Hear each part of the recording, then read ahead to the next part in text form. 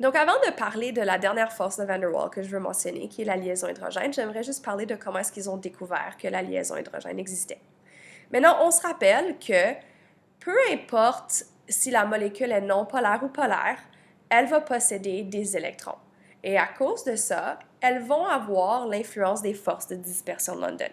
On avait vu que les forces de dispersion de London sont influencées par le fait que plus que la taille de l'atome ou de la molécule augmente, donc plus que sa masse molaire augmente, plus que son nombre d'électrons augmente. Ça veut dire que si tu as une molécule qui est faite d'atomes qui sont petits, ils vont avoir moins d'influence de force de dispersion de London, donc moins de force de dispersion de London, que des molécules qui sont faites d'atomes qui sont gros. Et ça, on peut l'observer dans ce tableau-ci qui montre les températures d'ébullition et de fusion. Si on pense aux tendances et qu'on regarde la tendance, on peut voir que si on regarde pour les différentes molécules ici, si on regarde cette rangée-là, ça représente, dans le fond, des molécules qui sont similaires en géométrie, mais dont l'atome central est progressivement plus gros. Parce que si on regarde, c'est le carbone, le silicium, le germanium et l'étain sont dans la même famille. Même chose ici, le fluor, le chlore, le brome, l'iode sont dans la même famille. L'azote, le phosphore, l'arsenic, l'antimoine sont dans la même famille. L'oxygène, le soufre, le sélénium et le tellure sont dans la même famille. Et on voit que plus qu'on va vers la droite, ici, plus que l'atome central devient gros, parce que ça descend dans la famille. Et on voit que la tendance périodique qui dit que plus que la taille de la molécule augmente, plus qu'elle a d'électrons, plus que ses forces de dispersion de London sont grandes.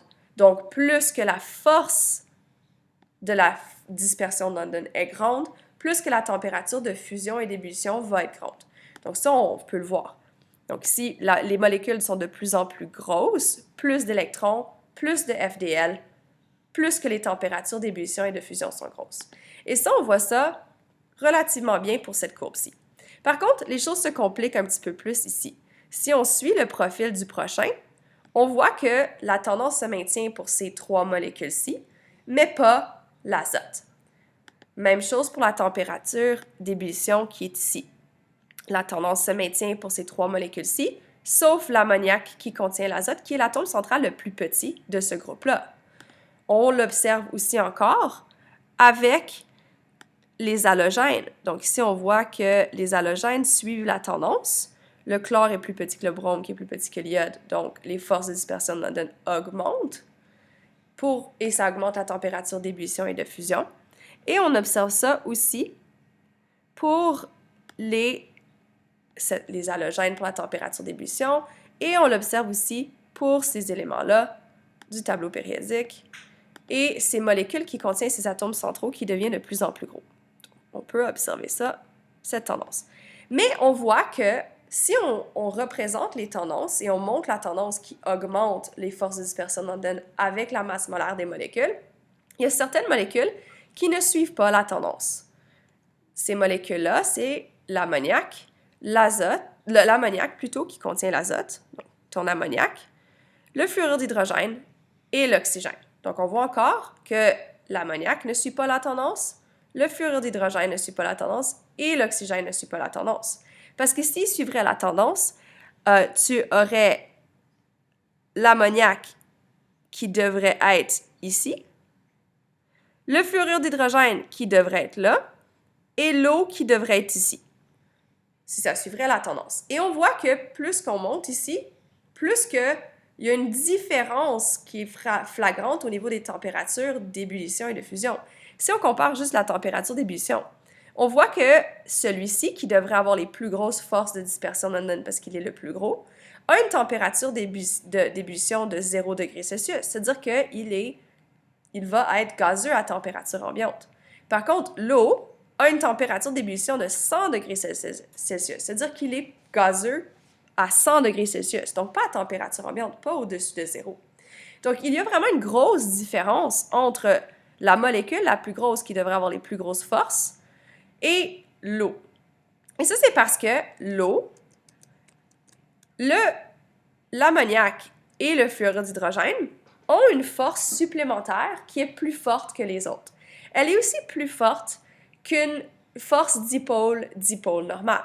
Maintenant, pourquoi je parle de force dipôle-dipôle? Bien, parce que la molécule d'eau, le fluorure d'hydrogène et l'ammoniac sont des molécules polaires. Si je dessine ma molécule d'eau, donc ça, c'est une molécule d'eau. C'est une molécule polaire, elle va avoir une différence d'électronégativité qui va être entre 0,4 et 1,7, donc la liaison oxygène et hydrogène. Ceci va créer un moment dipolaire. Ça va créer un moment dipolaire et ce moment dipolaire va faire en sorte que tu vas avoir l'oxygène qui va avoir plus d'électrons parce qu'il tire les électrons vers lui, donc il va avoir une charge partielle négative. Et les hydrogènes de la molécule d'eau vont avoir un petit peu moins d'électrons parce qu'ils sont éloignés d'eux et ils vont avoir des charges partielles positives. Donc, c'est une molécule polaire qui devrait faire des liaisons dipôle-dipôle. Mais ils ont aussi observé que leur force dipôle-dipôle est beaucoup plus grande que ce que ça devrait être si on compare à une autre molécule qui a une polarité plus grande. Maintenant, si on regarde le fluorure d'hydrogène, c'est aussi une molécule qui est polaire. La différence d'électronégativité est très grande, est de comme 1,8. Ça fait que l'hydrogène tire vraiment fortement les électrons partagés vers lui, donc il va avoir une charge partielle négative et l'hydrogène va avoir une charge partielle positive. Et finalement, l'ammoniac, si tu dessines la molécule en 3 dimensions, tu vas voir qu'elle a plutôt cette forme de pyramide plutôt qu'une forme triangulaire. Et dans cette situation-là, la liaison entre l'hydrogène et l'azote est polaire, ce qui va créer des moments dipolaires qui ne vont pas s'annuler et qui va faire en sorte que la molécule va être polaire. Ça va aussi faire que les électrons vont être attirés plus fortement par l'azote, lui donnant une charge partielle négative. Et les les hydrogènes vont avoir un petit peu moins d'électrons, ils vont être plus loin d'eux, donc ils vont avoir une charge partielle positive. Donc là, maintenant, on a 3 molécules qui sont polaires et donc qui pourraient, si tu les mets dans un contenant, former avec d'autres molécules polaires, comme celle-ci, des liaisons dipôle-dipôle, comme on a vu dans une vidéo précédente. Mais ils ont comparé les températures d'ébullition et de fusion de ces molécules par rapport à d'autres molécules similaires qui sont polaires, qui forment des liaisons dipôle-dipôle, et ils ont remarqué que leur température d'ébullition et de fusion est anormalement élevée. Ce qui veut dire que ces molécules-là ont la capacité d'avoir des forces d'attraction entre elles plus fortes que des forces dipôle-dipôle. Et ils ont essayé d'identifier c'est quoi les caractéristiques qui permettent à ces forces d'être plus grandes. Ils ont identifié que pour que la force qui les attire soit plus grande, ça doit être une molécule qui est polaire, parce que c'est quand même une sous-catégorie de force dipôle-dipôle. Donc la première chose, il faut que ce soit une molécule polaire. Mais pas n'importe quelle molécule polaire, parce que n'importe quelle molécule polaire fait juste des forces dipôle-dipôle. Et comme on a dit, ces molécules-là ont des températures d'ébullition et de fusion plus élevées que ce qu'elles devraient avoir si c'était juste des forces dipôle-dipôle. C'est des forces dipôle-dipôle, mais des forces dipôle-dipôle spéciales qui se font toujours avec des molécules qui ont des charges partielles positives sur des hydrogènes.